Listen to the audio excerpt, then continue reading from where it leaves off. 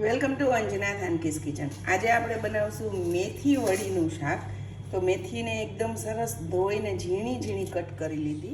હવે આપણે આમાં બેસન લઈ લીધું છે અથવા ચણાનો લોટ. તમે જેટલો ચણાનો લોટ લ્યો ને એનો અડધો જાડો લોટ અથવા રવો લેવાનો. મેં અહીં ઘઉંનો જાડો લોટ લીધો છે. પછી હળદર, મીઠું, મરચું, ધાણા જીરું, ખાવાના સોડા અને આ બધું સરસ મિક્સ કરી અને 2 મોટા ચમચા તેલ નાખવાનું છે.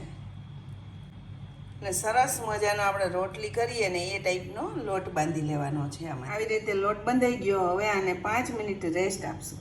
હવે આપણે આ બનાવેલા આટામાં તેલવાળો હાથ કરીને આવી રીતે નાના નાના બોલ્સ વાળી લેશું.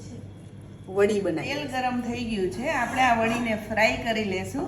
બહુ કડકઈ નહીં અને સાવ સોફ્ટ રહીએ ને એવી એ નહીં, મીડિયમ ફ્રાય કરવાની છે.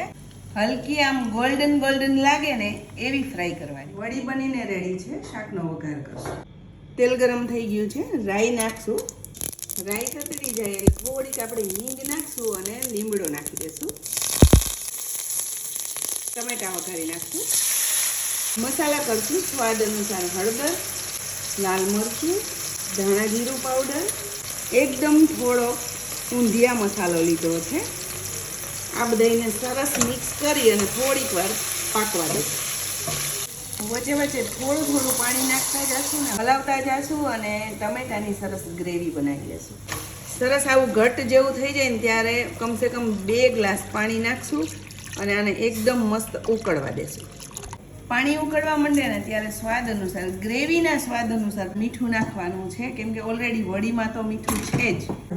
ખટાશને બેલેન્સ કરવા માટે થોડીક ખાંડ, એટલે ખાટું મીઠું મસ્ત લાગે. હવે આમાં વડીને મૂકી દેશું. આપણે ઢાંકી દેશું અને 5 મિનિટ એને આમને ઉકળવા દેશું. સરસ મજાનું ઉકળી ગયું છે. ગેસ બંધ કરી દઈશું અને વડીના શાકને સર્વ કરશું. લાજવાબ મેથી વડીનું શાક રેડી છે. રાઈસ, રોટલી, પરાઠા કોઈ પણની સાથે બહુ સરસ લાગે છે.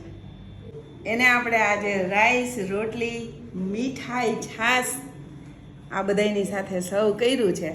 બહુ ટેસ્ટી લાગે છે.